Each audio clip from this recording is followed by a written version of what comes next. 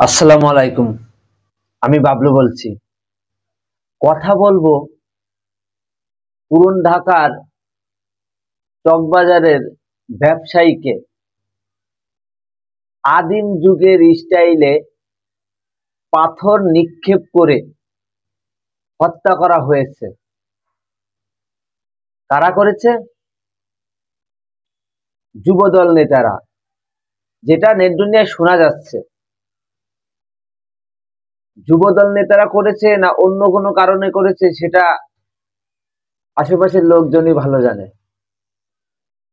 তা আমার ঘটনা হলো কি, যে এই যে এত লোকের সামনে এই যে যে পাথর নিক্ষেপ করে এই ব্যবসায়ীকে হত্যা করা হলো, আশেপাশে তো বহু লোক দাঁড়িয়েছিল, কেউ কেন সাহায্যের হাত বাড়ায়নি? এত আন্দোলন এত কিছু করে শেখ হাসিনাকে দেশ থেকে তাড়িয়েছে, আর সামান্য গুটি দুই তিনজন লোকজন একটি ব্যবসায়ীকে হত্যা করছে, আর এরা দাঁড়ায় দাঁড়ায় দেখছে। আমি তো ভিডিও দেখেছি, ভিডিওর পিছনে নাহলে 1-200 লোক দাঁড়িয়ে দাঁড়িয়ে তাদের বাহানা দেখছে, কিন্তু কেউ আগলো না।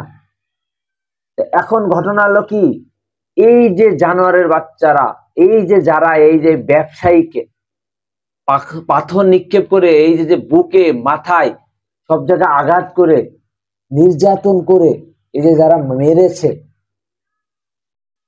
কোন তাদের কি বিচার করা উচিত বলেন? আপনারাই বলুন। এইসব জানোয়ারের বাচ্চারা দিনে দুপুরে সবার সম্মুখে পাথর নিক্ষেপ করে মারছে। আইন নাই দেশে? কি আইন নাই? আইন গেছে? আইন যাবে না? আইনে তো মূল্যায়নই করছে না। আইন কি বিপদে পড়বে এখানে এসে? আপনারাই বলুন, আইন কি বিপদে পড়বে? এইসব যদি বাংলাদেশে হতে থাকে তাহলে তো বাংলাদেশ শেষ। যে কোনো সময় আপনার আমার যে কোনো সময় জীবন চলে যেতে পারে। এদের হাত থেকে রক্ষা পেতে গেলে আপনার অবশ্যই সরকার গঠন করা দরকার এই মুহূর্তে। না হলে যে কেউ অন্যায় করে, আমি তো দেখছি যে কেউ অন্যায় করছে চাপিয়ে দিচ্ছে বিএনপির ঘাড়ে, নাহলে অমুক দলের ঘাড়ে, তমুক দলের ঘাড়ে। মানে এখন রসারসি চলছে। আওয়ামী লীগ চলে গেছে, এখন বাংলাদেশে যে কটা দল আছে সব দল এ দেশে ওর দোষ, ও দেশে ওর দোষ, তারা নিজেরাই রসারসি করতেছে। এদিকে জনগণ মরে সাফ হয়ে যাচ্ছে, এদিকে দেশের 12টা বাইজে যাচ্ছে, আর এদিকে দল নিয়ে মারামারি বেঁধে যাচ্ছে।